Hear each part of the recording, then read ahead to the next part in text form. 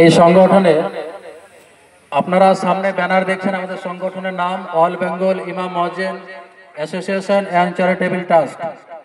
এই সংগঠনের উনি হলেন রাজ্য সম্পাদক। কঠোর পরিশ্রম করেন, শুধু ইমামদের জন্যই নয়, তিনি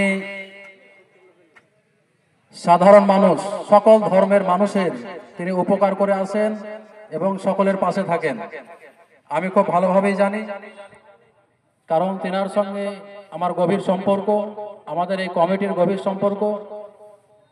তিনি সকল ধর্মের মানুষকে নিয়ে একসঙ্গে চলাচল করেন, একসঙ্গে মিলেমিশে থাকেন এবং